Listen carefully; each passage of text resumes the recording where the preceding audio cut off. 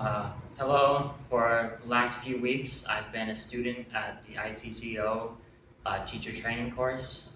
So I just graduated yesterday, and it's a 4-week program, a very intense program, but you get the skills that you need to be an English teacher, whether you want to do that abroad or at home.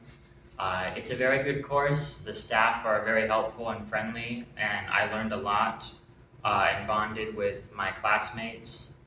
I really feel like it was a great opportunity to see the city of Guadalajara. It's a great city, lots of things going on, lots of things to do. The people are great. Uh, this course comes with job assistance, guidance, and a guaranteed job program in Mexico. So I had a couple interviews last week, and I'm on my way to getting a job. So I thought that was very helpful. And yeah, I would recommend the course if you're interested in becoming an